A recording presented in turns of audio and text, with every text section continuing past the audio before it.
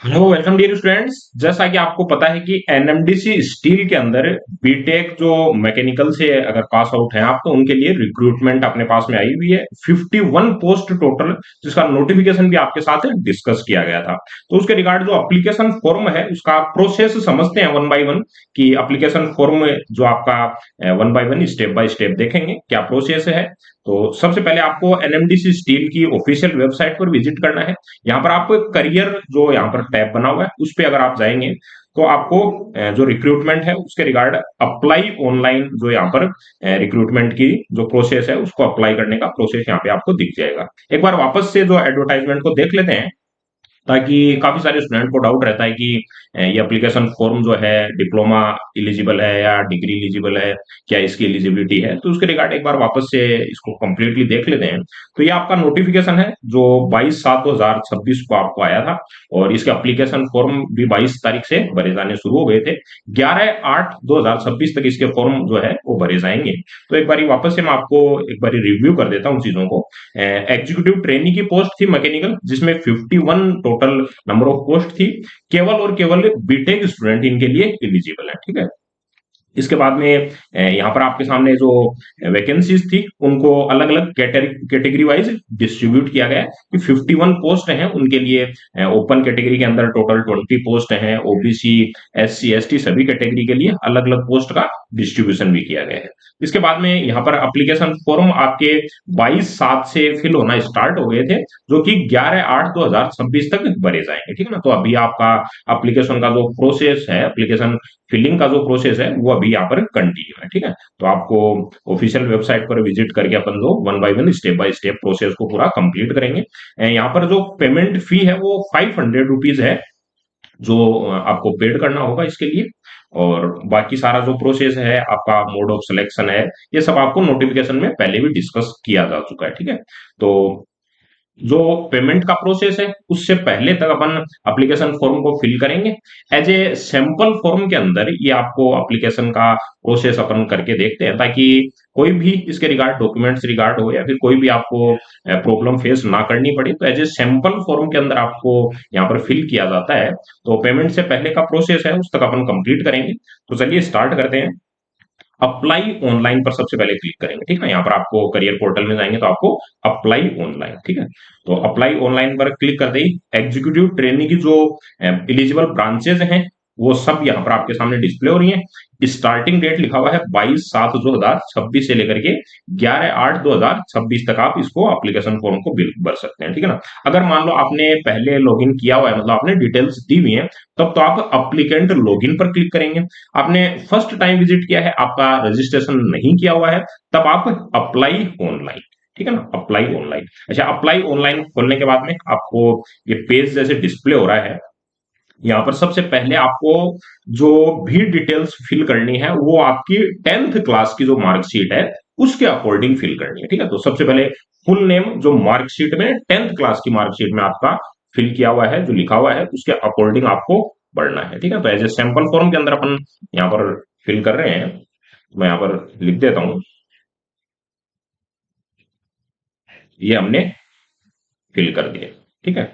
इसके बाद में नेक्स्ट देखना, सेलेक्ट पोस्ट, आपको पोस्ट सेलेक्ट करनी है। तो आपकी जो भी रेस्पेक्टिव ब्रांच है वो आपको सेलेक्ट करनी है। मान लो आपने बीटेक मैकेनिकल से किया है तो आप एग्जीक्यूटिव ट्रेनी मैकेनिकल बनेंगे, ठीक है ना, एग्जीक्यूटिव ट्रेनी। इसके लिए डिप्लोमा एलिजिबल नहीं है, पहले ही क्लियर कर रहा हूं, केवल और केवल डिग्री एलिजिबल है जो बीटेक स्टूडेंट है। अच्छा, आप लेटरल एंट्री के थ्रू हो या फिर आप डायरेक्टिव आपने 12th के बाद में बीटेक किया है, सब एलिजिबल है, बशर्ते आपके पास में बीटेक डिग्री होना चाहिए। अब लेटरल हो या फिर आपने डायरेक्ट किया है, उससे कोई इंपैक्ट नहीं है। तो एग्जीक्यूटिव ट्रेनिंग मैकेनिकल के लिए हम अप्लाई कर रहे हैं। इसके बाद में select qualification, degree in mechanical engineering, केवल और केवल डिग्री होनी चाहिए। इससे पहले आपने डिप्लोमा करके किया है, आईटीआई करके किया है, आपके पास में फाइनल है कि डिग्री है या फिर नहीं है। तो degree in mechanical engineering, clear है। इसके बाद में कैटेगरी आपको सेलेक्ट करनी है। कैटेगरी आपको ओपन कैटेगरी, यूआर, ईडब्ल्यूएस, आपको सर्टिफिकेट होना चाहिए बाकायदा। अगर कोई भी आप यहाँ पर कैटेगरी सेलेक्ट कर रहे हो तो रिजर्व्ड कैटेगरी है, उसमें आपका सर्टिफिकेट आपके पास में होना चाहिए, ठीक है ना। तो ईडब्ल्यूएस है, ओबीसी नॉन क्रिमिलेयर है, ST है, SC है या फिर UR कैटेगरी। UR कैटेगरी में आपको कोई भी यहाँ पर अलग से कोई सर्टिफिकेट की नीड नहीं होती। अगर आप मान लो कि रिजर्व कैटेगरी करते हो तो आपके पास में सर्टिफिकेट होना चाहिए, ठीक है ना।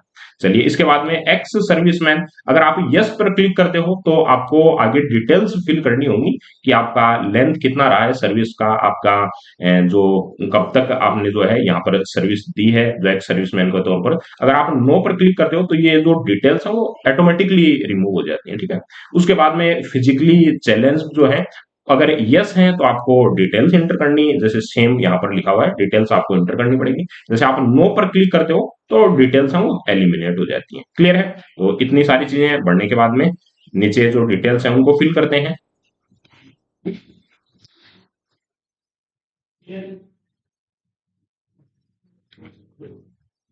यहाँ पर देखिए, अब लिखा हुआ है यहाँ पर, are you a departmental candidate, की मतलब आप एनएमडीसी स्टील के किसी भी डिपार्टमेंट के अंदर पहले से आप वहां पर सर्विस कर रहे हैं। अगर यहाँ पर आप सेलेक्ट करते हो यस, तो आपको आपका डेजिग्नेशन है, आपकी ज्वाइनिंग की डेट क्या है एनएमडीसी स्टील के अंदर, वो फिल करना पड़ेगा, ठीक है।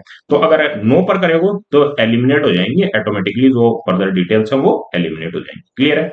इसके बाद में नेक्स्ट है कि आपको मिनिमम जो क्वालिफिकेशन का आपका स्टेटस है कि आप पास्ट स्टूडेंट है या फिर अपियरिंग है। तो एक और इंपॉर्टेंट पॉइंट यहां से निकल के आता है कि यहां पर जो अपियरिंग, जो मतलब जो पास आउट नहीं हुए हैं, जो फाइनल ईयर के अंदर स्टूडेंट है, वो भी इलिजिबल हैं। क्लियर है? जो भी बीटेक फाइनल ईयर के अंदर स्टूडेंट हैं वो एनएमडीसी स्टील एग्जीक्यूटिव ट्रेनिंग के लिए इलिजिबल हैं, ठीक है। तो आप पास्ट या फिर अपीयरिंग दोनों में से सेलेक्ट कर सकते हैं। पास्ट है तब आपके सामने नेक्स्ट आएगा कि have you scored 60% marks in essential qualification, aggregate आपके 60% से अबव मार्क्स हैं या फिर नहीं है। तो आपको यहाँ पर यस नो पर, अगर मतलब मिनिमम क्वालिफिकेशन है वो आपको यहाँ पर क्राइटेरिया फिल करना पड़ता है, तो आप यस पे क्लिक करेंगे, ठीक है ना। अपियरिंग पे अगर आप क्लिक करते हैं कि आप अपियर कर रहे हैं तो उस टाइम पर आपके सामने लिखा हो जाएगा कि candidate who are studying in final year, जो फाइनल ईयर में है बीटेक के, are also eligible to apply for executive training. लेकिन उसके लिए कंपल्सरी कंडीशन क्या है कि जीडी आपका ग्रुप डिस्कशन और इंटरव्यू का जो राउंड होगा उससे आपको उसके टाइम तक आपके पास में जो फाइनल आपका जो डिग्री या सर्टिफिकेट है वो आपके पास में होना चाहिए। कंपल्सरी कंडीशन है, ठीक है ना। तो ये आप कंडीशन से आपको इनको देख करके चलना है कि मतलब रिक्रूटमेंट का फाइनल प्रोसेस हो तब तक आपके पास में डॉक्यूमेंट्स रेडी होने चाहिए, ठीक है। तो ये अगर आप क्राइटेरिया फिल करते हैं तब आप अपियरिंग के अंदर इलिजिबल हैं, अदरवाइज पास्ट स्टूडेंट। तो हम पास करके जो चलते हैं नेक्स्ट जो है यस, आप जो है 60% से अब वो आपका एग्रीगेट स्कोर है। इसके बाद में नेक्स्ट है कि are you working in government या पीएसयू या फिर प्राइवेट सेक्टर के अंदर आप वर्किंग है। अगर आप यहाँ पर प्राइवेट सेक्टर के अंदर है तो प्राइवेट लिख सकते हैं, गवर्नमेंट या किसी पीएसयू के अंदर वर्किंग है तो वो फिल करेंगे। साथ आपको मतलब जो भी डिटेल्स आपको लिखनी यहाँ पर रहेगी फर्दर आपको फिल करवाई जाए, तो मतलब उसके लिए आपको तैयार रहना है। अदरवाइज आप नन करते हैं तो आपको जो भी ऑप्शन है वो एलिमिनेट हो जाते हैं, आपको कोई भी डिटेल्स फिल नहीं करनी पड़ेगी इसके रिगार्ड, ठीक है। तो चलिए फिलहाल के लिए हम जो नन पे करके चलते हैं। कोई भी आपको अगर गवर्नमेंट या प्राइवेट सेक्टर में वर्क कर रहे हैं तो उसको आप सेलेक्ट कर लेंगे, अपने अकॉर्डिंग सबको इंडिविजुअल सेलेक्ट करना है। यहाँ पर हम नन लेकर के चलते हैं। इसके बाद में date of birth, date of birth again मैं बोल रहा हूँ कि आपको 10th क्लास की जो मार्कशीट में आपके इंटर है वही आपको फिल करना है। क्लियर है? तो यहाँ पर आपको एक सैंपल फॉर्म के अंदर मैं फिल कर देता हूँ कि आपके पास में जो यहाँ पर एज का क्राइटेरिया है जितना आपको एप्लीकेशन फॉर्म के अंदर, वो आप अगर फिल कर रहे हो आप पूरा प्रॉपर उसके अकॉर्डिंग है आपका ईयर, तभी आप फॉर्म अप्लाई कर पाओगे। सिंपल सी बात है, ठीक है ना। Next mobile number, mobile number आपका जो रनिंग है, जो जिसके ऊपर आपको कम्युनिकेशन किया जा सके वही मोबाइल नंबर आपको एंटर करना है। तो यहाँ पर वेरिफिकेशन रिगार्ड भी पूछा जाता है तो आपके पास में मोबाइल नंबर अभी रनिंग कंडीशन के अंदर है वही फिल करना है, ठीक है। तो यहाँ पर हम एक मोबाइल नंबर फिल कर देंगे जिसके थ्रू हम ओटीपी वगैरह यहाँ पर आपको वेरीफाई कर सकें, ठीक है।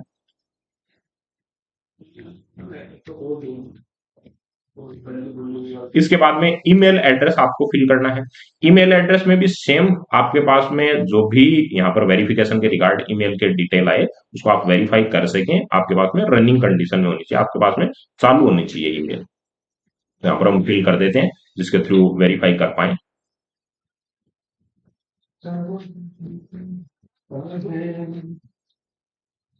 चलिए, इसके बाद में आपको वेरीफाई कैप्चा, आपको कैप्चा एंटर करना है, जो आपको एज इट इज जो लिखा हुआ है उसी को आपको फिल करना है। चलिए, ये सारी डिटेल्स हमने एंटर कर दी, ठीक है। सबमिट पर आपको क्लिक करना है।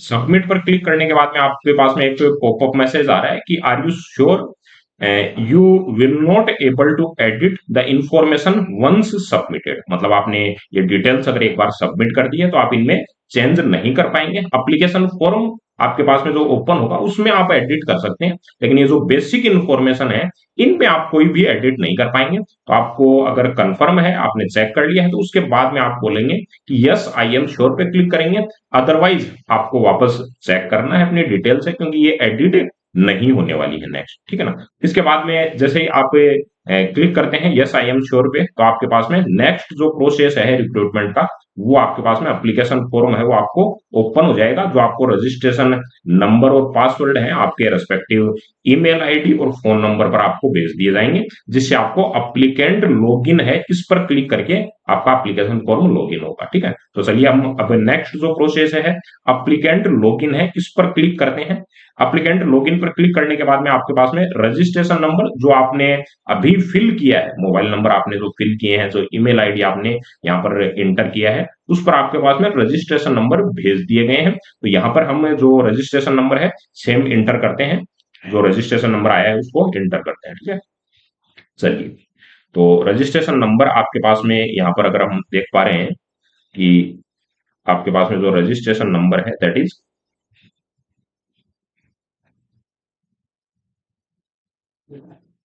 डिजिट में आपको सेंड किया जाएगा।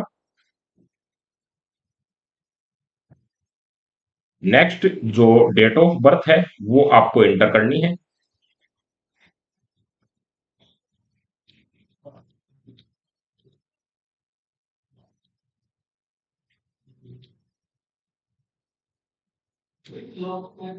देन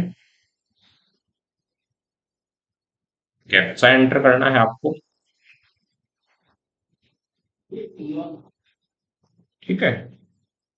और आपके पास में अगर मान लो आप कोई भी यहाँ पर डिटेल्स अगर भूल गए हैं, तो आपको फॉरगेट पे भी आप क्लिक करके जो वापस से जो है अपनी डिटेल्स है उनको आप देख सकते हैं, ठीक है। तो चलिए,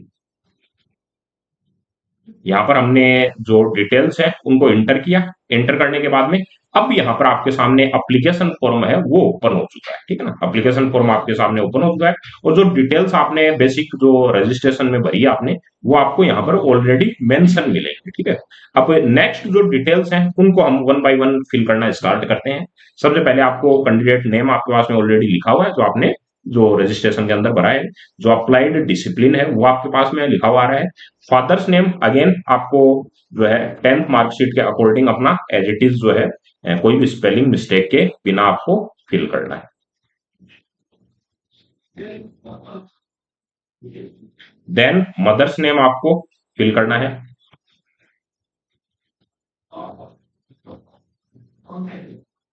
स्पेलिंग मिस्टेक नहीं होनी चाहिए किसी भी नेम के अंदर। 10th की मार्कशीट के जो आपको लिखा हुआ है वही एज इट इज स्पेलिंग आपको यहाँ पर फिल करनी है, ठीक है ना।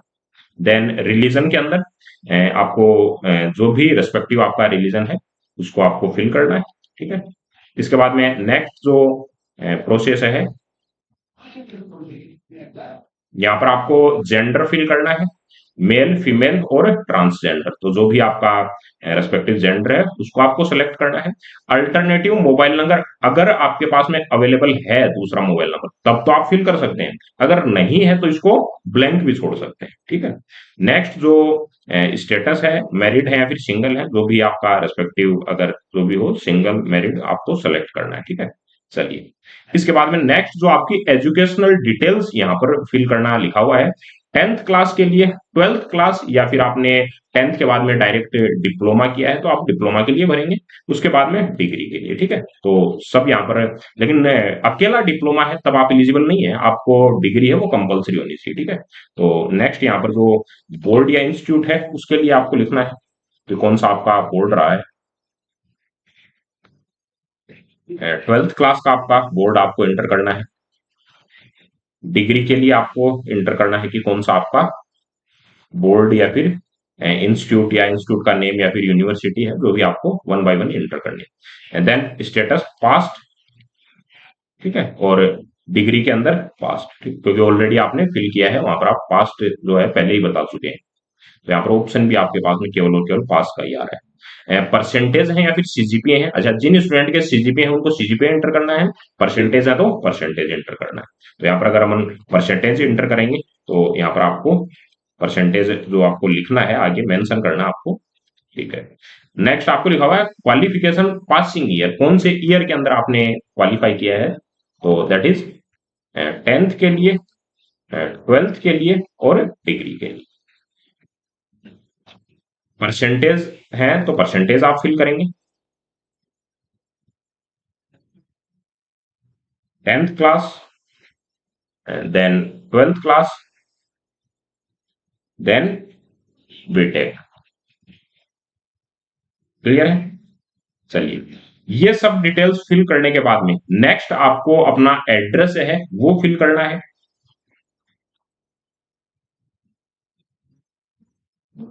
तो यहां पर आपके सामने एड्रेस में permanent address and correspondence address, correspondence address का सिंपल सा मीनिंग है कि जहां से आपका कम्युनिकेशन, मतलब आपको कोई भी अगर डॉक्यूमेंट्स के थ्रू अगर कम्युनिकेशन किया जाए, कोई भी लेटर अगर कम्युनिकेशन किया जाए, तो वहां पर इजीली कहां पर पहुंच सकता है। अगर आपके पास में ऐसा एड्रेस है, मान लो कि आप किसी रूरल एरिया से बिलोंग करते हैं, तो परमानेंट एड्रेस तो आपको बाय डिफॉल्ट जो आपका डोमिसाइल के अंदर है वही फिल करना होगा, लेकिन करस्पोंडेंस एड्रेस का मतलब है जहां पर कम्युनिकेशन आपसे, लेटर कम्युनिकेशन जो है वो इजीली अगर अवेलेबल का ऐसा एड्रेस है तब तो आप फिल कर सकते हैं। अदरवाइज आपको यहाँ पर क्लिक करना है सेम एज परमानेंट एड्रेस, ठीक है।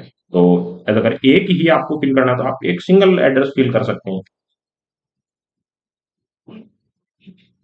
तो अपना एड्रेस ध्यान में रख के चलना, जो आधार कार्ड में आपका मेंशन है एड्रेस, उसी को जो आपके डोमिसाइल सर्टिफिकेट के अंदर आपको मेंशन है वही परमानेंट एड्रेस में आपको फिल करना है, ठीक है ना। करस्पोंडेंस एड्रेस के लिए आपको अलग से कोई सर्टिफिकेट की नीड नहीं होती है, लेकिन परमानेंट एड्रेस के लिए आपको आधार कार्ड में आपका सर्टिफिकेट के अंदर एज इट इज मेंशन होना चाहिए।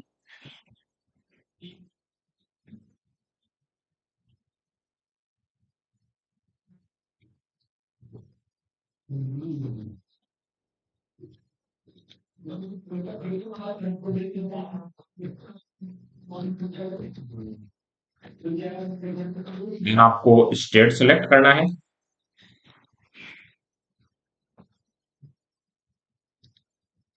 डिस्ट्रिक्ट सेलेक्ट करना है अपना, पिन कोड कंपलसरी होते हैं जहां पर भी आप एड्रेस फिल करते हैं, जहां का भी। तो ये हमने डिटेल्स एंटर कर दी। अब इनको आप सेम एज परमानेंट एड्रेस करेंगे तो एज इट इज आपका जो करस्पॉन्डेंस एड्रेस में भी सेम आ जाएगा। अगर आप सेम नहीं करते हैं तो ये आपके रिमूव आउट हो जाता है, और आप जो मैनुअली इंटर कर सकते हैं करस्पॉन्डेंस एड्रेस को, other than permanent address, permanent address के अलावा किसी एड्रेस को एंटर कर सकते हैं। अगर सेम है तो आप सेम एज परमानेंट है इसको क्लिक करेंगे तो सारी डिटेल्स आपके ऑटोमेटिक फिल हो जाए। क्लियर है? तो ये सब डिटेल्स इंटर करने के बाद में आपको सेव पर क्लिक करना है, ठीक है। सेव पर क्लिक करने के बाद में अगर आपने कोई यहाँ पर कंपलसरी है जो आपको फिल करना, वो आपने फिल नहीं किया है, तो आपके पास में पॉपअप मैसेज आएगा कि आपको जो रिक्वायर्ड फील्ड है उसको आपको मेंशन करना है, उसके बाद में प्रोसीड किया जाएगा, ठीक है। तो यहाँ पर हमने जो हमारी कंप्लीट डिटेल्स थी, जो एजुकेशनल क्वालिफिकेशन थी, साथ में जो एड्रेस था, उसको हमने सेव कर दिया और नेक्स्ट फॉर्म को आगे प्रोसीड कर दिया। अब प्रोसीड करने के बाद में आपके पास में नेक्स्ट जो यहाँ पर पेज ओपन हुआ उसमें डॉक्यूमेंट्स आपको अपलोड करने हैं, ठीक है ना। डॉक्यूमेंट्स कौन कौन से हैं? यहाँ पर आपको फोटोग्राफ अपलोड करनी है, सिग्नेचर आपको अपलोड करने हैं, आपने जिस डिसिप्लिन से जो अप्लाई किया है वो आपको ऑलरेडी मेंशन है, आपको डेट ऑफ जो आपका बर्थ सर्टिफिकेट है, आपको अगर बर्थ सर्टिफिकेट नहीं है तो आपको जो 10th का सर्टिफिकेट है उसको भी as a date of birth certificate आप अपलोड कर सकते हैं। लेकिन इनके लिए कंपलसरी है कि कौन सा फॉर्मेट है और कितना मैक्सिमम साइज है। तो यहाँ पर आपको मेंशन किया गया है कि अगर फोटो है तो जेपीजी फॉर्मेट के अंदर होनी चाहिए और मैक्सिमम 50 KB तक आपका जो इमेज है उसका साइज होना चाहिए। सिग्नेचर अगर आपको अपलोड करने हैं तो जेपीजी फॉर्मेट के अंदर रहेंगे, और मैक्सिमम आप 50 KB तक साइज रख सकते हैं इसका, ठीक है। तो पहले ही आपको फाइल है आपको सेव करके रखनी है अपने सिस्टम के अंदर, कि ये जो आपको रिक्वायर्ड साइज है उससे ज्यादा ना हो। इसके बाद में बर्थ सर्टिफिकेट है, उसके लिए आपको पीडीएफ फॉर्म में होना चाहिए, और कितनी साइज, मैक्सिमम 2 MB की साइज होनी चाहिए, 2 MB से ज्यादा नहीं होनी चाहिए। तो डॉक्यूमेंट से हम जो आपके सिस्टम के अंदर पहले से मेंशन है उनको डायरेक्टली अपलोड करेंगे, ठीक है। ये सब डॉक्यूमेंट्स अपलोड करने के बाद में नेक्स्ट आपके डॉक्यूमेंट्स हैं इसी पेज के अंदर, 10th क्लास का मार्कशीट। आपको 10th क्लास की मार्कशीट पीडीएफ फॉर्म के अंदर, मैक्सिमम आपकी साइज है जो 10th क्लास के मार्कशीट की वो 2 MB तक हो सकती है। उसके बाद में 12th क्लास का मार्कशीट आपको अपलोड करना है, वो भी सेम आपका पीडीएफ फॉर्मेट में रहेगा, 2 MB तक मैक्सिमम इसकी साइज हो सकती है। ग्रेजुएशन या डिग्री का सर्टिफिकेट है उसके लिए बोला गया है पीडीएफ फॉर्म के अंदर, और 2 MB का मैक्सिमम जो साइज आपके पास में पीडीएफ फाइल का होगा। अगर आप कैटेगरी से बिलोंग करते हैं तो मैंने आपको बोला था कि आपके पास में रेस्पेक्टिव सर्टिफिकेट होना चाहिए, आइदर आप एससी से बिलोंग कर रहे हैं, एसटी से, या ओबीसी नॉन क्रिमिनल से, या फिर ईडब्ल्यूएस से, जो भी आपकी कैटेगरी है। फिर ओपन कैटेगरी से है तब तो आपको कोई भी डॉक्यूमेंट उसके लिए रिक्वायर्ड नहीं होता है, लेकिन कोई रिजर्व्ड कैटेगरी है तो उसके लिए आपको सर्टिफिकेट रिक्वायर्ड होता है। उस सर्टिफिकेट को आपको 2 MB की साइज के अंदर पीडीएफ फॉर्म के अंदर अपलोड करना होता है, ठीक है ना। तो जो मोस्टली जो ओबीसी कैंडिडेट है और ईडब्ल्यूएस कैंडिडेट है उनके लिए मेनली प्रॉब्लमेटिक होता है कि उनको लेटेस्ट अपलोड करना पड़ता है। बाकी स्टूडेंट्स के पास में एससी एसटी है तो उनके पास में उसे सर्टिफिकेट कंपलसरी होना चाहिए। तो ये सर्टिफिकेट जो है आपके पास में पीडीएफ फॉर्मेट में होगा और 2 MB की साइज होगी। तो ये सब डॉक्यूमेंट्स जो मैंने आपको बताए, उन डॉक्यूमेंट्स को वन बाय वन आपको फाइल्स को आपको इंटर करना है, उनको अपलोड करना है यहाँ पर, उसके बाद में इनको सेव करते हैं, ठीक है। तो यहाँ पर one by one upon proceed करते हैं सबको। तो ये सब डॉक्यूमेंट्स जो आपको साइज बताया गया है उसी साइज के अंदर आपको अपलोड करना है, और कोशिश करनी है कि आपको एकदम क्लियर डॉक्यूमेंट है उसको अपलोड करना है, ब्लर नहीं होना चाहिए, या फिर किसी प्रकार की एडिटिंग आपको नहीं करनी है। जो भी आपके सामने ओरिजिनल डॉक्यूमेंट है उसी को अपलोड करना है, कोई भी डेट वगैरह के रिगार्ड आपको कुछ भी अपने एंड से, तो मतलब मोस्टली कास्ट जो सर्टिफिकेट है उसके अंदर मतलब आपको जो डॉक्यूमेंट है अपने आप से ऑनेस्टली जो है, जो भी आपका डॉक्यूमेंट है उसको आपको अपलोड करना है। तो इसके बाद में अपन सेव पर क्लिक करेंगे डॉक्यूमेंट अपलोड करने के बाद में। तो यहाँ पर हमने जैसे ही सेव पर क्लिक किया तो आपके पास में नेक्स्ट जो पेज है वो प्रोसीड हो गया है, that is applicant profile preview. मतलब आपके जो भी डिटेल आपने एंटर करी है अभी तक वो सब डिटेल्स यहाँ पर आपके सामने डिस्प्ले हो गई है। कंप्लीट फॉर्म आपका फिल हो गया है। इसके बाद में जो आपको एक बार वापस से अपनी जो डिटेल्स एंटर की हैं, क्योंकि रजिस्ट्रेशन वाली डिटेल आपके पास में एडिटेबल नहीं है, लेकिन अदर देन जो डिटेल उसके बाद में आपने एप्लीकेंट लॉगिन के बाद में एंटर की है वो अभी तक एडिट करने का आपके पास में ऑप्शन अवेलेबल रहता है। तो आपको सभी डिटेल्स को अपना एक बार चेक कर लेना है वापस से वन बाय वन। जो भी आपने अपना एड्रेस भरा है, जो आपने डॉक्यूमेंट्स अपलोड किए हैं, जो आपने अपने सर्टिफिकेट्स अपलोड किए हैं, जो आपने सिग्नेचर और फोटोग्राफ अपलोड किए हैं, सब एक बार आपको रिव्यू कर लेना है। ये इसी वजह से आपके पास में अप्लीकेंट प्रोफाइल प्रीव्यू आपको दिया जाता है, क्योंकि इसके बाद में आपका फॉर्म सबमिट हो जाता है। तो सभी डिटेल्स को वन बाय वन अपन देख लेते हैं। जैसे कैंडिडेट नेम, आपने किस डिसिप्लिन से अप्लाई किया है, क्वालिफिकेशन क्या है, कैटेगरी फिजिकली चैलेंज्ड। इसके बाद में यहाँ पर आपने जो डॉक्यूमेंट्स अपलोड किए हैं उनको आपको चेक कर लेना है। फोटोग्राफ, आपका सिग्नेचर, और यहाँ जो भी आपने सर्टिफिकेट अपलोड किए हैं, डेट ऑफ जो आपका बर्थ का सर्टिफिकेट है, जैसे मैंने आपको बताया कि आपके पास में आइदर बर्थ सर्टिफिकेट हो तब तो वो अपलोड कर देना है, नहीं है तो आपको 10th क्लास जो उसका आपको मार्कशीट आप अपलोड कर सकते हो, सर्टिफिकेट अपलोड कर सकते हो, उसका एडमिट कार्ड आप जो है अपलोड कर सकते हो। तो ये सब आपके पास में मतलब 10th क्लास के रिगार्ड जो भी आपका डॉक्यूमेंट है उसको आपको एज ए बर्थ जो आपको सर्टिफिकेट है उसके फॉर्म के अंदर अपलोड कर सकते हो, ठीक है ना। तो व्यू सर्टिफिकेट में आप देख लेना कि आपने कोई गलत डॉक्यूमेंट ना अपलोड कर दिया हो, या फिर जो क्वालिफिकेशन है या ग्रेजुएशन की मार्कशीट है, कास्ट सर्टिफिकेट, व्यू सर्टिफिकेट जैसे कि आपके पास में यहाँ पर डिस्प्ले हो रहा है, तो सबके अंदर आप देख सकते हो कि आपने कौन सा डॉक्यूमेंट अपलोड किया है। क्लियर है। चलिए, इसके बाद में नेक्स्ट जो है,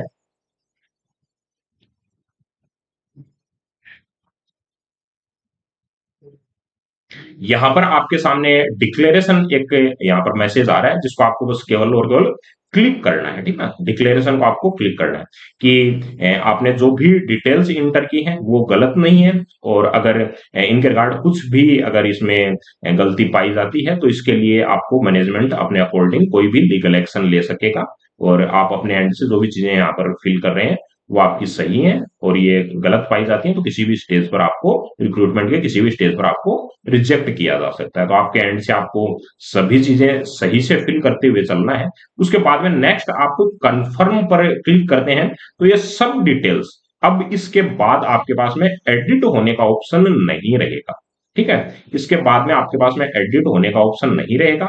लास्ट टाइम जो हमने एज ए डेमो फॉर्म के अंदर आपको फॉर्म फिल करके दिया था, तो उसमें आपको एप्लीकेशन फी से पहले तक का मैंने बताया कि आपको सैंपल फॉर्म के अंदर जो अपन स्टेप बाय स्टेप करके देखते हैं, तो सैंपल फॉर्म है, तो इस वजह से हम कंफर्म, यहाँ पर आप जैसे ही कंफर्म करेंगे आपके पास में पीडीएफ जो आपकी ओपन हो जाती है, यहाँ पर आपका जो फाइनल जो आपका प्रोसेस है, पेमेंट का प्रोसेस है, वो आपके सामने टैब ओपन हो जाएगा। जैसे ही आप पेमेंट करते हो तो आपके पास में एप्लीकेशन फॉर्म का प्रिंट आउट आप ले सकते हो, ठीक है ना। तो एट द एंड आपके पास में प्रिंट आउट आएगा, लेकिन डिटेल्स यहाँ से सबमिट हो जाएंगे, आपका फॉर्म यहाँ से सबमिट हो जाएगा। तो कंफर्म पर करना है आपको क्लिक, देन आपके पास में पेमेंट जो आपका फी का पेमेंट है 500 रुपीज है, अलग अलग कैटेगरी वाइज जो भी आपका रिस्पेक्टिव फीस है, उसको आप जैसे ही सबमिट करेंगे उसके बाद आपको जस्ट प्रिंट आउट लेना है। तो मेनली जो कंप्लीट रजिस्ट्रेशन का प्रोसेस था, जो एप्लीकेशन फॉर्म फिलिंग का प्रोसेस था, कौन कौन से डॉक्यूमेंट्स आपको रिक्वायर्ड हैं, वो सब आपको होपफुली क्लियरिटी आई होगी, और कैसे आपको वन बाय वन जो प्रोसीड करना है। उसके बाद में अगर कोई यहाँ पर बाद में भी आपको प्रॉब्लम रहता है एप्लीकेशन फॉर्म के रिगार्ड, तो यहाँ पर जो भी रिक्रूटमेंट अपनी जो एजेंसीज रहती हैं, रिक्रूटमेंट जो प्रोसेस करवा रही हैं, उनका आपके पास में हेल्पलाइन नंबर दिया हुआ रहता है। तो सबसे ऑथेंटिकेटेड वही माना जाता है कि वहां पर आप वेरीफाई करें, जो भी आपका एनएमडीसी स्टील का अगर रिक्रूटमेंट है तो वहां पर हेल्पलाइन नंबर आपको प्रोवाइड किया जाता है। तो रिक्रूटमेंट का जो प्रोसेस करवा रही है उनका आप आइदर ईमेल के थ्रू या फिर फोन नंबर के थ्रू डायरेक्ट आप कॉन्टेक्ट कर सकते हैं, ठीक है। तो इसी के साथ में जो अपना फॉर्म फिलिंग का प्रोसेस है उसको अपन बाइंड करते हैं, और कोई भी अदर देन डाउट रहता है तो आप लिख भी सकते हैं, लेकिन मेरा फर्स्ट रिकमेंडेशन यही रहेगा कि आप जो भी, अगर आपको कोई बेसिक डाउट्स हैं तो आप रिक्रूटमेंट सेल है उसके मोबाइल नंबर जो आपको एडवर्टाइजमेंट के अंदर दिए जाते हैं या फिर ईमेल है, उन पर कॉन्टेक्ट करें आप, ठीक है। चलिए, होपफुली आपके लिए ये सेशन हेल्पफुल रहेगा। Okay, thank you dear.